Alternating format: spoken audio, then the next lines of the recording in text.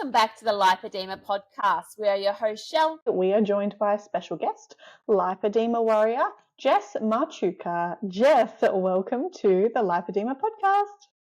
Hi guys, thank you so much for having me. Thank you for joining us. I was thinking about how brave you guys are in doing this because it's such a vulnerable thing, and I'm so glad it's you guys doing it, not me. So I really appreciate it. Thank you so much. Because you're actually coming on here to talk about your story, and we value that so much, and so does our community, because they really make connections when we tell our story and work out, oh, it's not just me, or I'm not alone. So by being vulnerable yourself and sharing with us, you're actually influencing and helping a whole lot of people. So thank you. Thank you. That's the aim. Get straight into it. How did you come to learn of lipedema, and when was that? I think my story is very similar to a lot of people in that, as Lipedema Awareness Month is this month, lots of social media. So I just saw a girl on TikTok and she was in a bikini and she was walking around and I was like, that's my legs. I think if you chopped her head off, that'd be me. And then underneath was living with lipedema, and I was like, what is that? And so I just scrounged the internet for hours and hours. And by the end of my, 6 hours deep hole that I fell into, I was like, that's it. I have it. I know I have it. And it was like 2 months later, I think, that the Lipedema Australia girls were having the conference in Sydney. And I bought tickets and I rocked up and met everyone who was so incredible. And I still hadn't been diagnosed or anything. I just knew. That was it. I think most women who have it, they will say, yeah, as soon as it all add up, that's me. So I met everyone and it was a really incredible opportunity. I'm so grateful for the timing of it, because I got to meet like everyone in the community essentially. So I had my deep dive on the internet and then I had a deep dive at the conference. So yeah, it was really such a privilege to have that timing go right. Didn't you? Like going to the conference and spending a whole weekend surrounded by those people. How did that make you feel? Was it empowering? Was it really scary, or was it a bit of both? I think, like, since I was a kid, I knew something was different anyway. And I remember I was like 13 years old and I was like, why is my friend's leg so different than mine? Why is their body so different? And then I'd look at my mum and I'd be like, oh, well, we just have the curvy legs. And, you get everyone, and I'm from a European family, so everyone, but you're beautiful, you're curvy, you're beautiful, And I was like, yeah, but I'm different. What is it? So I think I got really used to being different, even though I didn't like it. I just kind of like, well, that's the way it is. And then when I realized I have lipedema, even before someone told me I had lipedema, it felt good to have a name to it and to feel a bit of validation, which I think everyone feels. But I kind of just went, all right, this is it. So what I've got to do? Fix it. And I didn't have much else of intimidation around it, or I think I felt at one point just really, really tragically sad because there was a section in the conference that was about trying to find financial ways to access surgery. And I was in a room full of all of these women who were quite a bit older than me, who were at much later stages. And they're talking about taking their super out and just all of the finance. And so many were just, you could see they were panicked because they can't do it. They couldn't afford surgery. And I just felt like there's so many women here who are clearly in need of medical attention that are not going to get it. And I felt heartbroken. And I was like, this is so wrong. So I think that was probably the biggest emotional response I had to the conference. I mean, as someone who's been through surgery myself, it's not lost on me that I'm incredibly privileged to have been able to have the means to go through that. And there are people who are in the, more severe stages of lipedema that have quality, their quality of life is diminished in some way because of lipedema that can't access it. And you're right, it is tragically sad. There is more to be done in terms of awareness, especially within the medical community, and to try and influence Medicare and private health insurers to help us, to help these people. But you have had surgery, is that right, Jess? Even though you've not been diagnosed, you've had surgeries. Well, I spoke to Dr. Smaya and Dr. Ramin at the conference, and I was a little bit sneaky and pushed in, and I was like, "Look at my legs! Look at me! Do I have lymphedema?" And they both said, "Yes." And I was like, "I know." Well, that's all So the I did, diagnosis you need. right? I got diagnosed by two surgeons on the day, and then a bunch of women who all have it. And I was like, "Thanks." Literally everyone around me said, "Yes, you do." As soon as I hoisted up my dress. Welcome to the club. Yeah, Exactly. one of Exactly. us. So then it was kind of all right, I want to do surgery. I'm 36. And I was in so much pain. Like I had to take Panadol after I'd stand to just cook dinner. And I was like, what is wrong with me? This is so incredibly painful. And even though I was stage 2 and I didn't look, I'm a tall person, so I didn't look so disproportional, and we all know how to dress to hide it, right?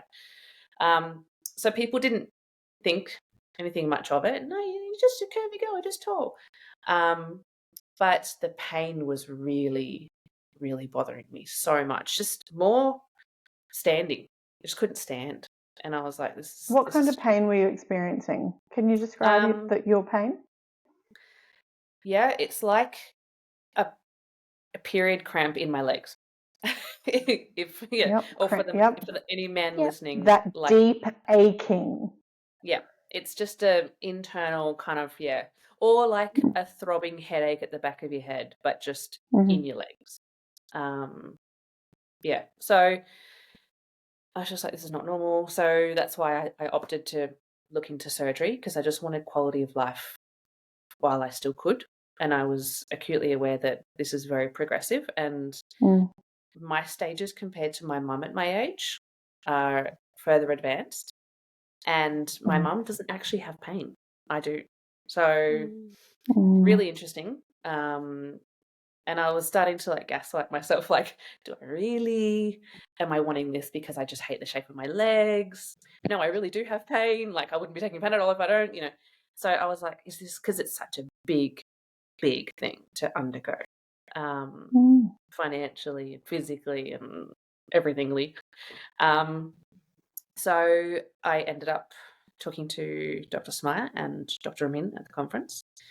And I didn't, I know it sounds a bit careless, but I didn't really care what procedure they used. I thought, you're specialists, you know what you're doing. I don't know anything about it. You Trust both the experts. you clearly both have your ways of doing it. How do I know which one's better or worse, whatever? So my selection came down to having a consultation with both. And they both said that ultimately, if I do the surgery, I will have quite a lot of loose skin, and that I might not be happy with that. So I chose Ramin because he does skin removal. That was basically it. Even though I live in Sydney, so it would have been easier to see Samaya. But my kind of thought process was the loose skin, I'll have to probably go and have another surgery for. And the scarring eventually, hopefully, will fade, even though it's pretty intense. So my journey started July last year, 2023. I had to get Bupa. What is it called? Private health. And so I needed to be on that for a year. So that took me the year to be on that, to be eligible, and then to get some, hospital stay, but also to get my body ready.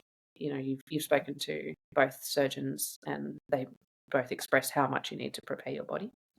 So I spent a year doing that, and saving. And July was my first surgery, and that was, so I have a couple of other issues which mean that I'm a higher risk to have surgery. So Ramin was like, we'd love you to have great legs, but also to be alive. So we have to break them up into smaller surgeries. So essentially I had to have 5 surgeries all up, which is intense, but smaller ones. So left calf, right calf, left thigh, right thigh, and both my arms at the same time. So the left calf was in July, then October, then November, then December. No, November, and then Feb. Is that 5? I missed one. Yeah. I think I missed one. Wow. November. Yeah. Anyway, basically from July to Feb, just gone. So ridiculous. it's so Yeah, that's an intense schedule going in and out Yeah. of like anesthetic, and especially with those wounds, you know, the scarring and stuff, it looks pretty gnarly. And I know that they heal beautifully. Like I've seen on other patients that those incisions that Ramin does heal astoundingly well, but it looks pretty gruesome. It's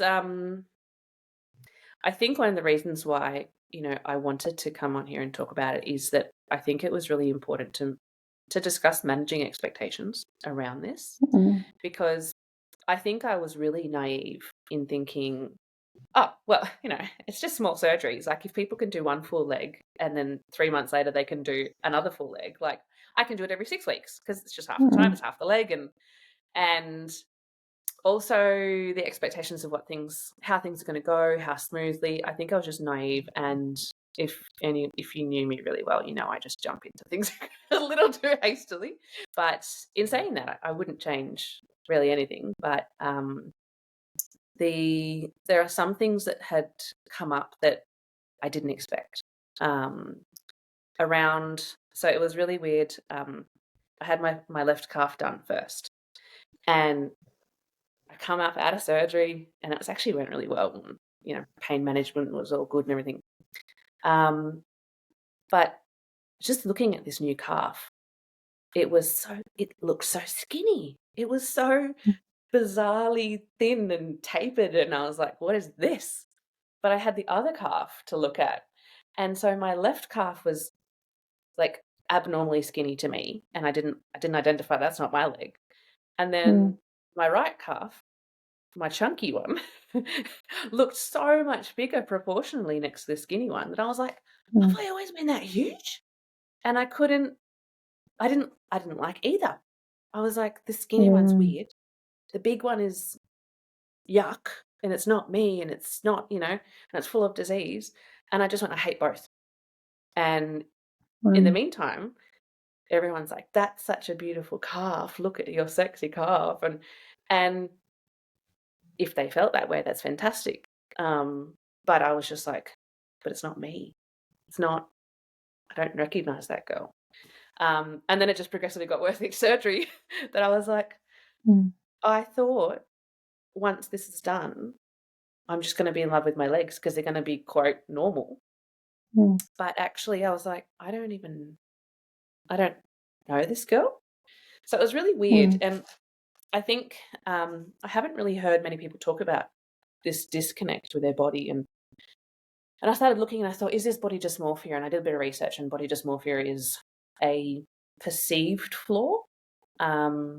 It's not necessarily an actual flaw or a problem. It's a perceived one, and that you kind of get a little preoccupied with.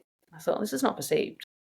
So then the term that came up was body dissatisfaction. I hated that even more because I thought, I sound like I'm just dissatisfied. And I was like, that's not describing it. So I don't know what the thing is or how I would class it. But I was kind of just sitting in the middle of like, who is this girl now?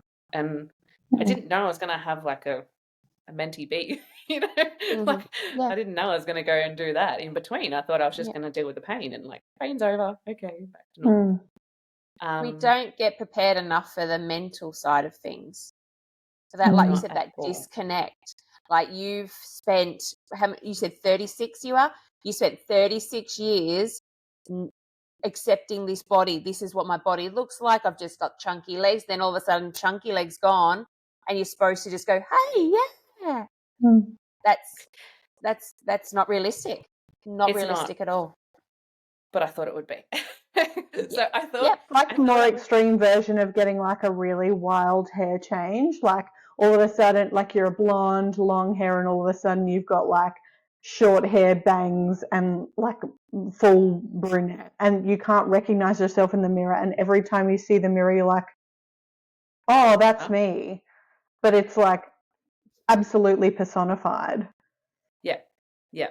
And I think, what started getting weirder is that I stopped seeing the size difference once everything matched, once the legs are all even. And now I quite often have to get the tape measure out and measure my legs because I don't see a difference anymore. So all up with my surgeries, I think it was roughly 15 litres that was taken out, which is quite a Significant lot. amount. Yeah. And like, I put my boots on and I bawled my eyes out when I put them on because there's this big gap between where my calf was. Now it's, floating around in this giant boot.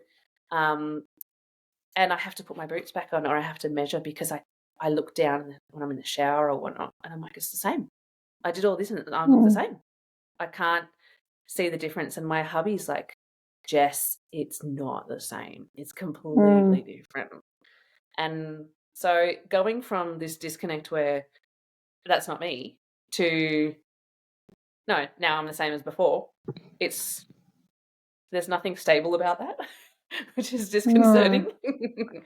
Yeah, and look, Jess, I'm in the same boat at the moment with my legs. My brain has recalibrated to my new legs, and now I'm like, what's the difference?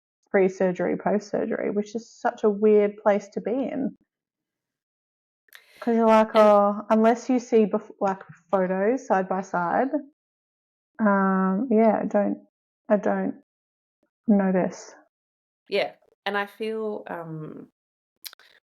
like I was supposed to come out of surgery and knowing that there's a bunch of women out there who would give an arm for a surgery, and pun intended, but who would do whatever they could to have surgery, and and I've heard people say, I would be so grateful, I would be so happy if I had, and I felt guilty.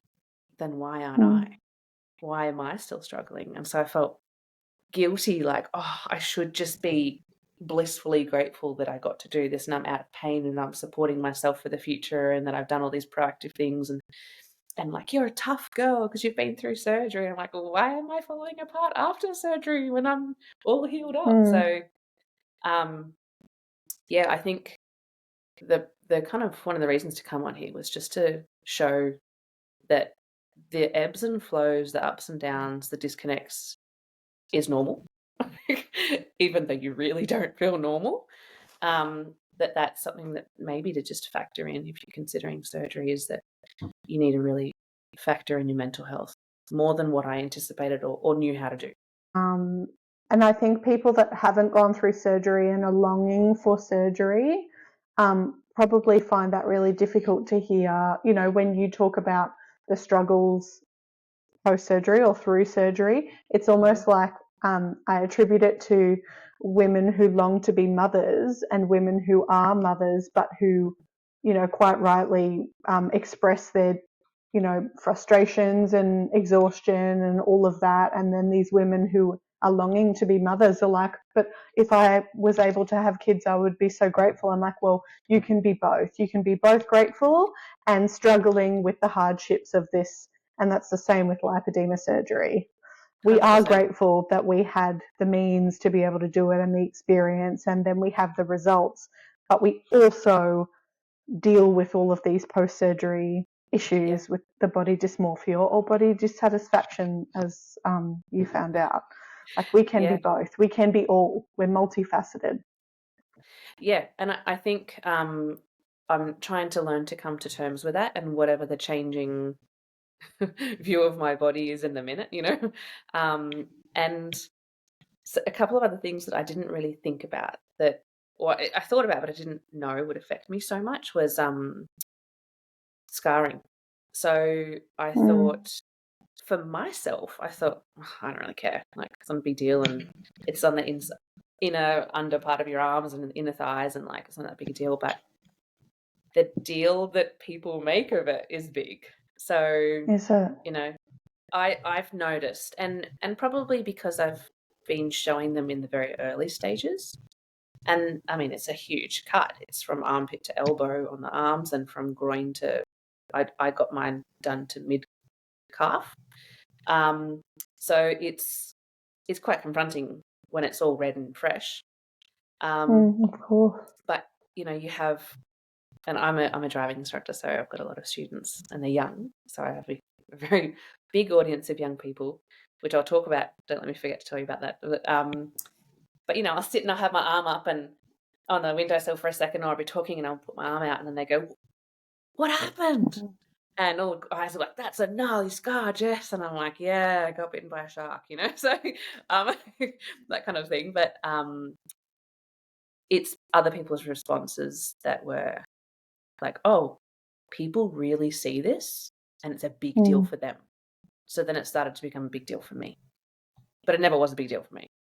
So I think if you do see someone with a lot of scars, like, it's not like you can't say anything, but maybe just think about how that's going to make them feel when you go, "Oh, that looks terrible," and you're like, "Thanks." Yeah, difficult when you're talking about teenagers. Hey, the filter is minimal. I mean, actually, a The couple of adults have self-awareness done is a even lot less. worse, I have to say. But yeah.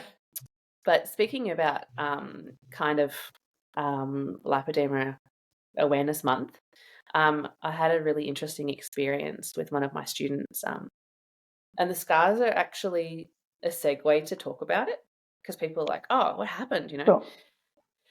And especially with the women, I share it because I think you don't know who's in their family or what they're going through, who they know.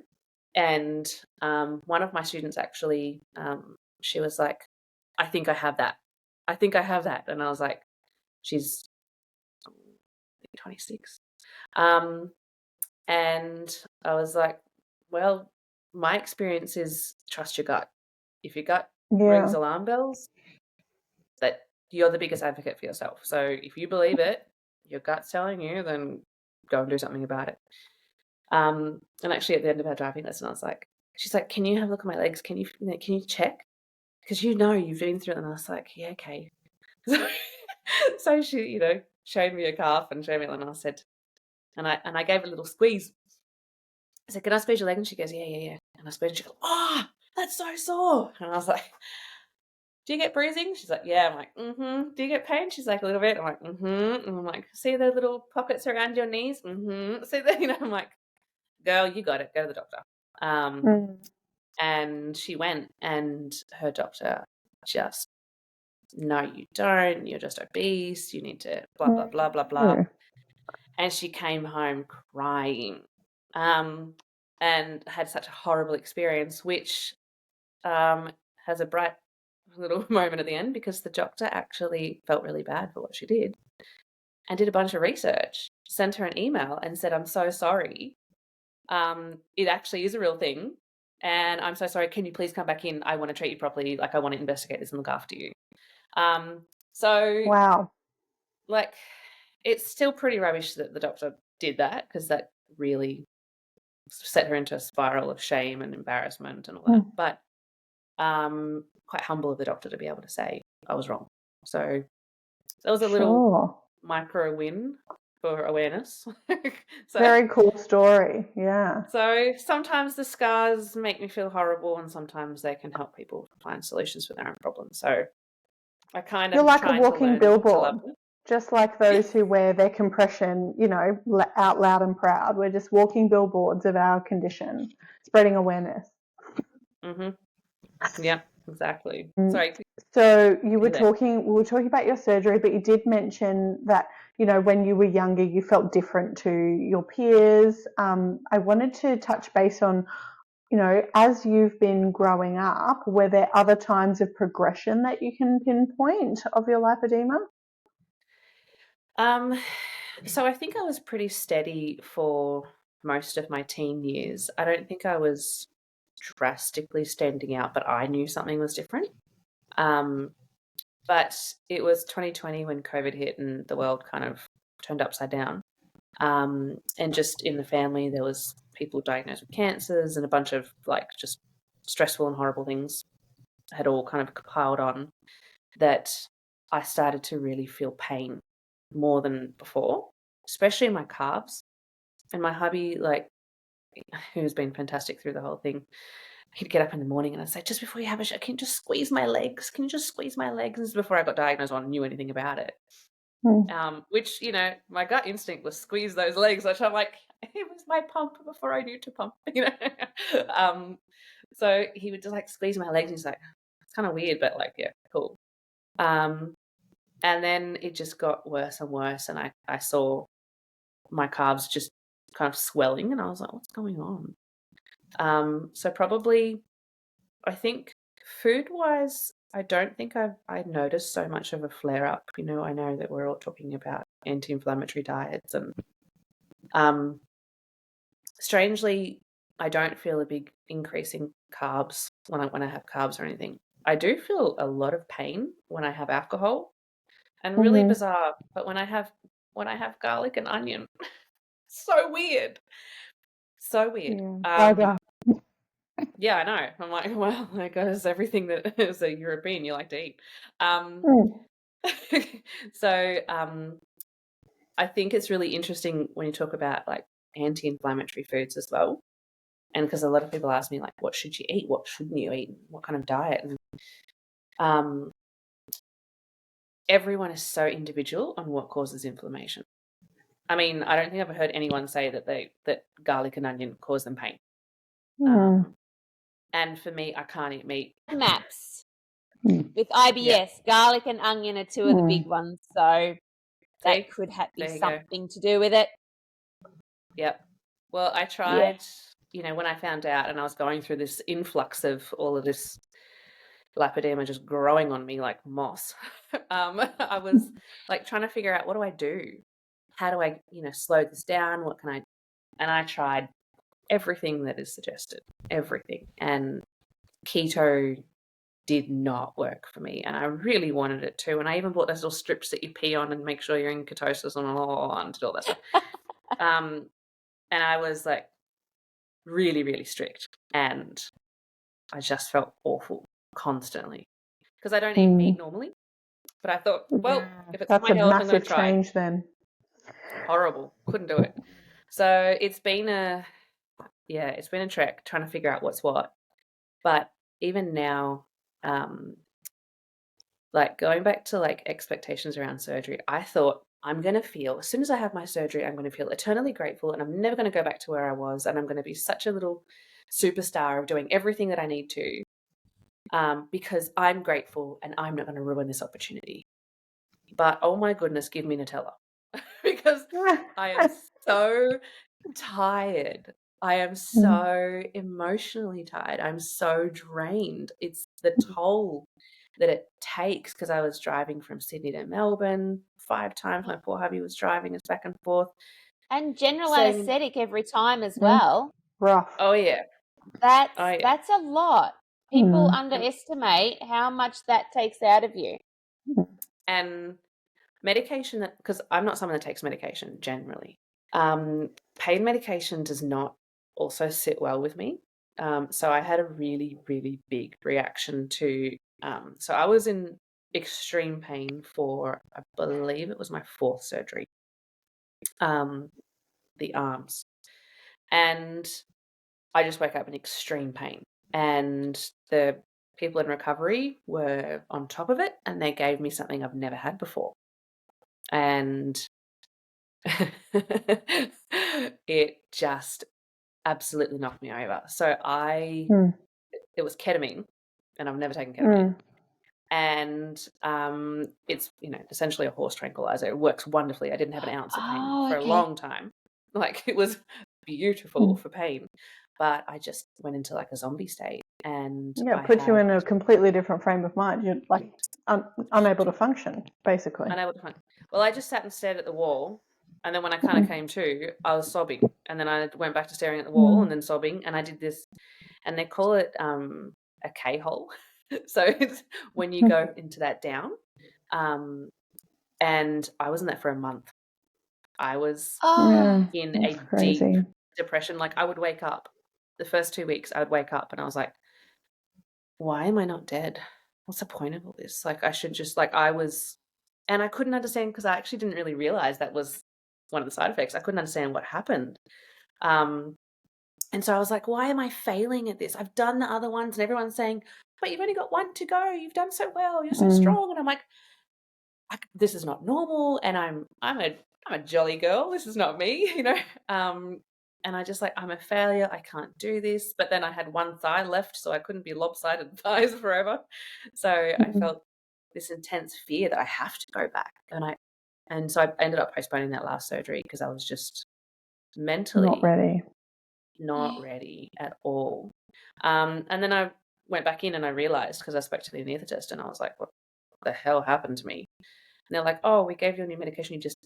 We didn't know you were going to react like that. And I mean, like, it did its job in pain relief, but I just didn't know. And for most people, that is not the reaction. So that was not on them for doing anything wrong.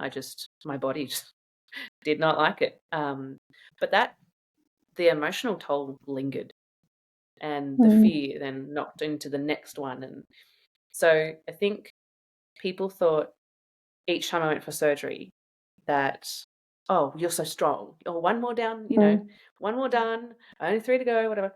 And you're so close now, but you lose your resiliency each surgery. Of course. Not you build Especially strength because you had them in done. such quick succession. You really did. Like, and you know, prolonged pain medication taking, you develop some sort of tolerance to that, and then it becomes ineffective, so they have to switch you to something else.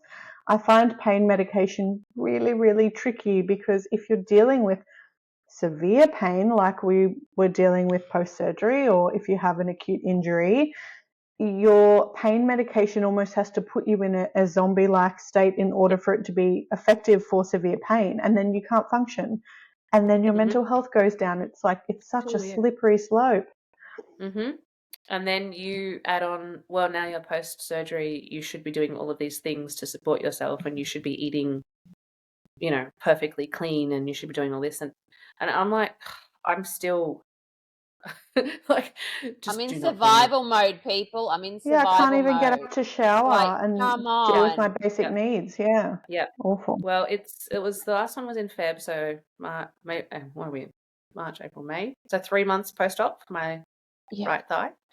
And I'm still just exhausted all the time. And when you're exhausted, your body craves junk, right? And then if you don't have that mental capacity to be planning every single stinking meal, like, no one ever tells you when you're an adult that you have to think about absolutely every piece of food you put in your mouth from morning till night, forever and ever until you're dead. Like, such a mental burden. It's the worst. It's literally the worst thing about being an adult. But yeah, like, just, there's a lot of, you know, when I think about lipedema, I think about, we are all having to deal with some amount of shame. We feel, even if it's not warranted, even if we shouldn't, we sit in a lot of shame. We are shamed from the doctors who don't believe us, from the dietitians who tell us, have you tried calorie counting? True story. You know, the personal trainers who've said, when you say, I only eat salad and I do my 10,000 steps and I'm doing this, I'm doing that, and I'm barely, and what's happening? And he says, well, you know what else walks around eating salad all day? And I'm like, what? And he's like, hippos and rhinos and elephants. You think you're doing enough? And, you know, those kinds of comments. And you sit, yeah, I know. That was my last session with that trainer.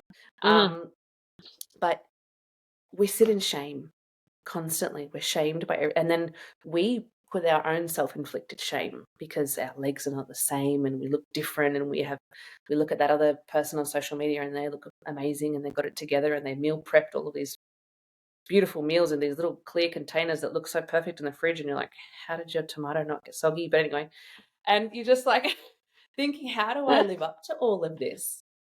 And instead of supporting yourself, we tend to go into shame of like, I'm just failing. And I think lipedema is something that we tend to sit in that. And I love, I don't know if you've heard of Brené Brown. She's written a bunch of books and I adore her. And she talks a lot about shame.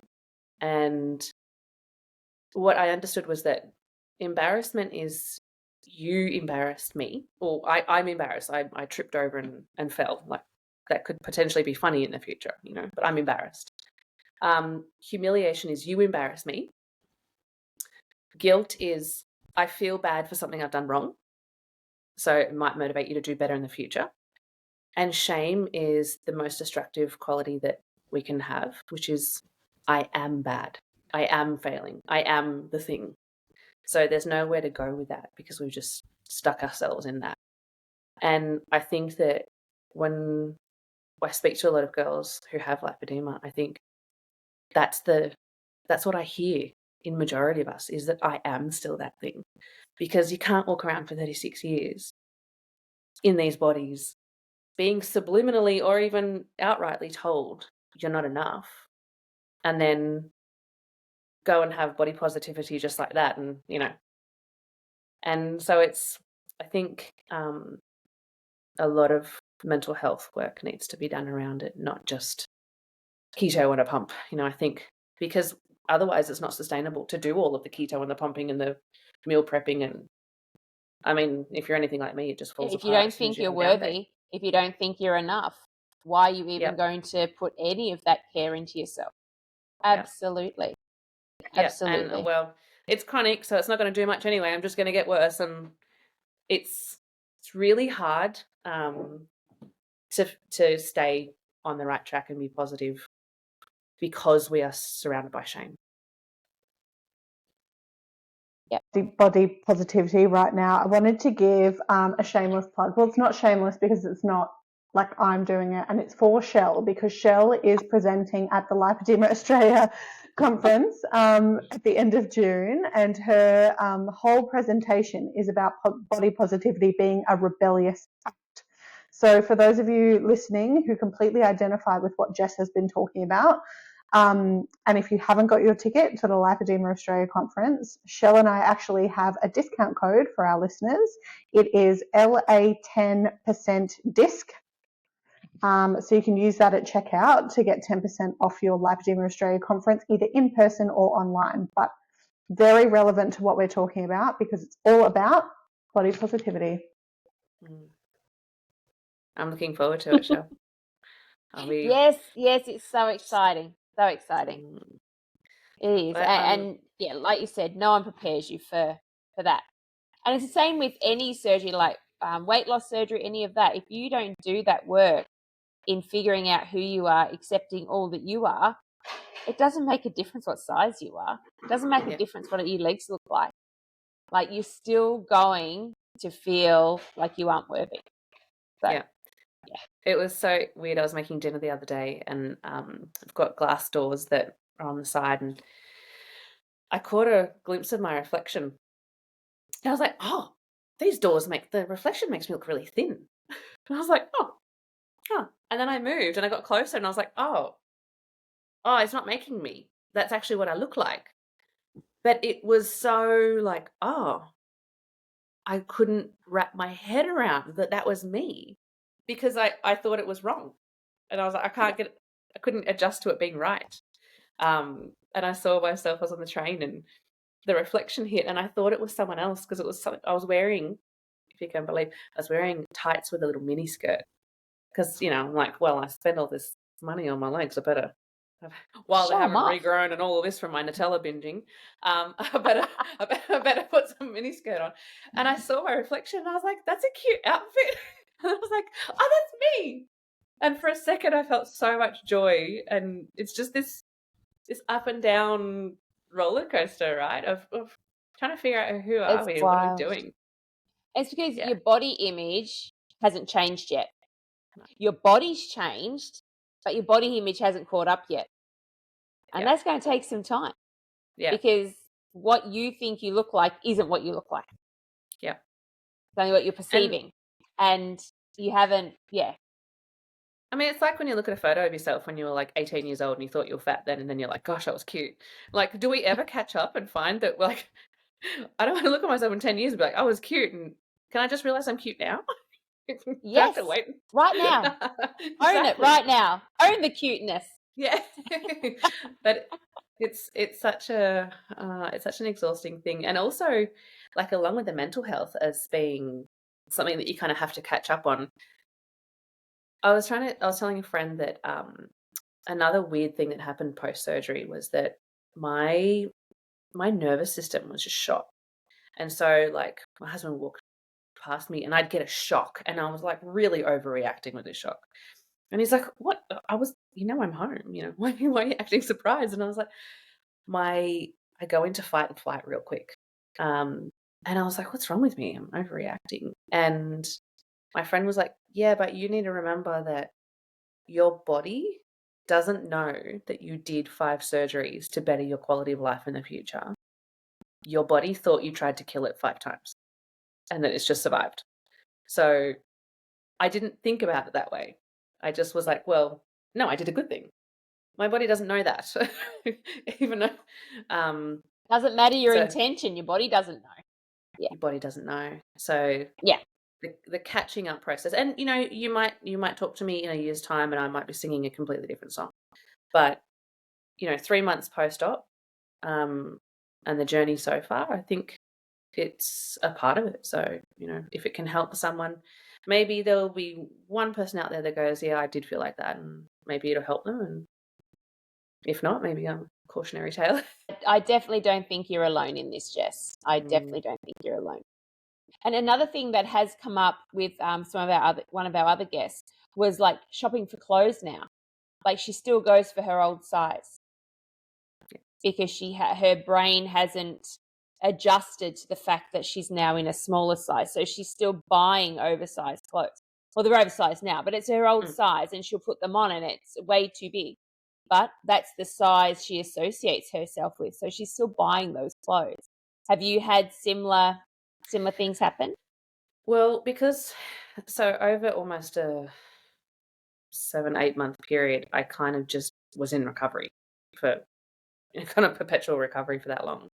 Um, I ended up putting a bit of weight on my tummy. And so my pants are loose around the thighs and snug around the gut. And I'm like, who's this? What is this? That's This new. is this is the complete opposite. Am I now an apple shape? What happened to my pear? What fruit? I'm going bananas. Now I'm an apple. So my dad would love that joke. But yeah, I'm like, it's really weird. It's just really, really weird to kind of, what am I supposed to do with this new thing? Because it doesn't function like I did. But I think the legs are harder to adjust than the arms because you don't really see your arms as much, the big bulky thing on the side and behind you. It's only in a photo where you go, but yeah, so even now I don't see it, and I've just started back at the gym a month ago. I'm trying to go 3 days a week. I don't know how people learn to love it. Like maybe they do. I'm not there yet, but I'm just doing it.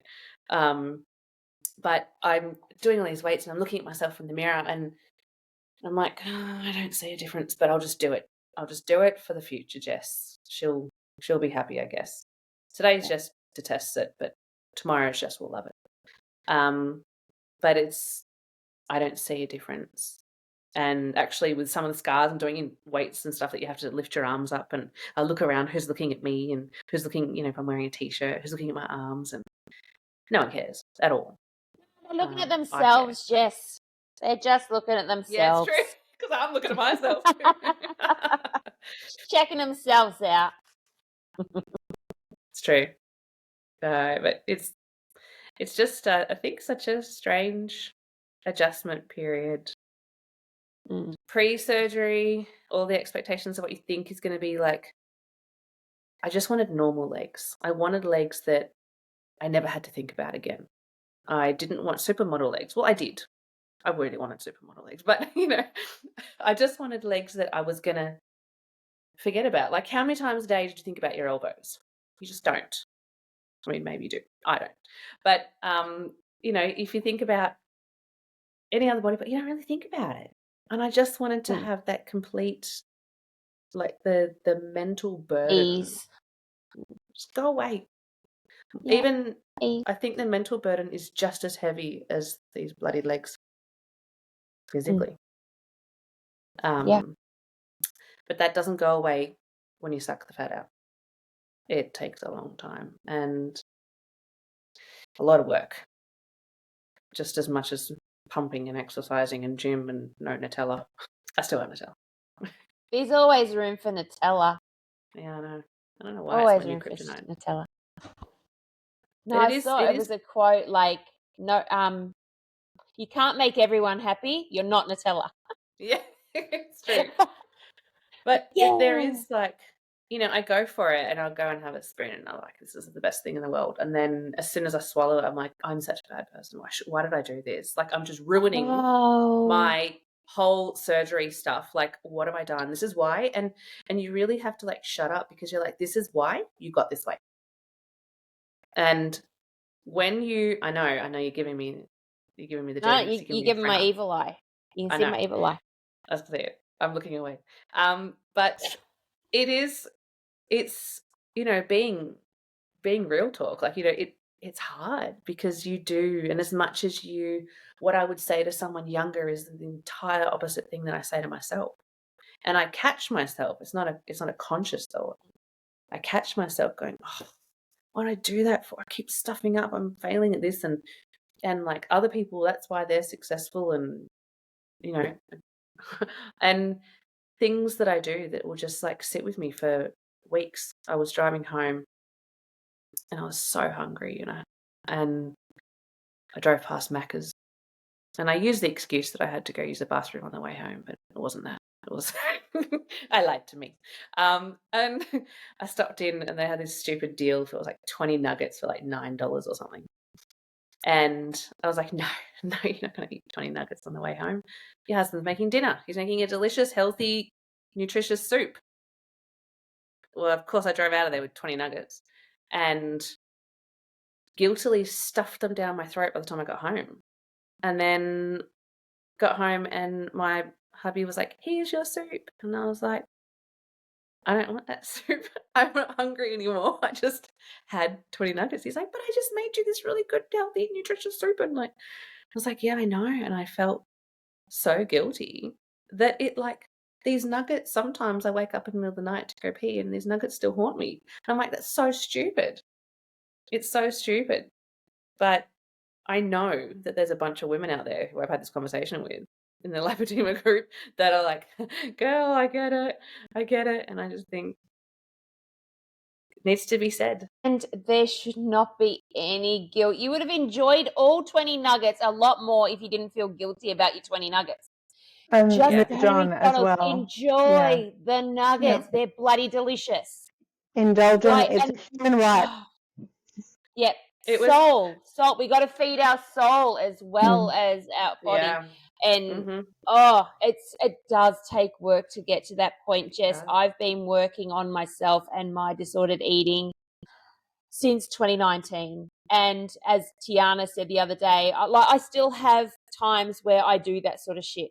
But I'm a lot quicker at picking myself up. As Tiana said the other day, like she said, oh, you were quick at picking yourself. I'm like, yep. Yeah. Stop that inner bitch. She's not good for nothing. Yeah.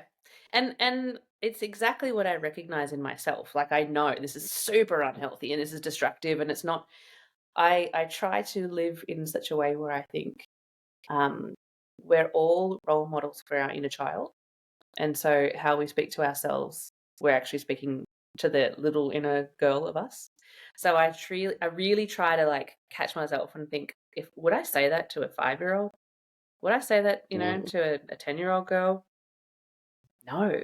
Like, I'd slap me before I say anything like that. And I wouldn't feel that way. So I try to catch myself in it. But I think, like you said, it's just progress. Like, it's a work in progress. And yeah. And I try not to gaslight myself into saying, well, you shouldn't feel that at all, because that doesn't work. But then sitting with it too much enables it. So it's that fine balance. It's so stinking hard. And so, like, I'm going to go into McDonald's and I'm going to have 20 nuggets. And as Shell said, I'm going to feed my soul right now. And I know that it's not the best thing for my health, but I'm going to enjoy every damn nugget. And then I'm going to carry on with my life and make a better choice next time. And like, draw a line in the sand, move on. Yeah. Move on. And it gets easier. Yeah. And that's the thing, Shell. One meal does not ruin your entire life. Yeah. We can allow ourselves one indulgence every now and then, with grace. Give ourselves some grace. Yeah, which is sometimes so exhausting to be nice to yourself when you haven't, when you not used to it, and we haven't been taught to be. We've been taught that it's your fault, and very true. That's my little very rant. True. My TED talk. Awesome. Guess what? We have gone so over time. I love it. I knew it. But so much to talk about. So much. So we're going to hit you up with our last question. So it's Lipedema Awareness Month, and this year's theme is Let's Make a Change. Can you tell us what that means for you in terms of lipedema? Well, I won't waffle on anymore. But I think change is actually starting with this podcast, is that it's the vulnerability of holding yourself accountable gently and saying this is how it is. It's not how it will have to be forever. I'm going to work hard on it, but I think the openness of and the honesty of this is how it can be for now, and I will eventually do what I need to get better. And if someone else can see this and come along the journey of just step by step getting a little better, then join me. Make change together. Yeah. I love that. Thank you, Jess. Thank you so much. And thank you for being our guest tonight. I know you said that we were brave for doing this, but we wouldn't be doing this without you. You know what? If other people weren't coming on and being our guests and sharing their stories, it'd just be us here backwards and forwards, and that wouldn't be good entertainment for anybody. I'm going to get sick of us real quick. No, I appreciate, full of gratitude that, I get to express my story and be heard. So thank you.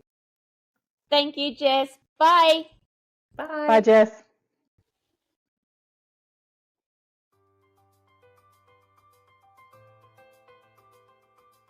When we started the Lipedema podcast, we relied on word of mouth and existing connections. Our following has happened organically, and we are so honoured by your support. As we learn more about the world of social media and algorithms, we have a request. When you are listening to our podcast or watching on YouTube, let us know what you think. Hit follow or subscribe. Leave us a comment or write a review. The more engagement we get, the more our message is shared. And the greater our reach to those women suffering in silence. Thank you for listening to the Lipedema podcast. Lipedema and its symptoms vary from individual to individual. The opinions and advice voiced in this podcast are of a personal nature and used for educational purposes. Please take away from this podcast what resonates with you, and please see your GP or preferred specialist for diagnosis and healthcare. We are Shelley and Tiana from the Lipedema podcast. Until our next episode, bye for now.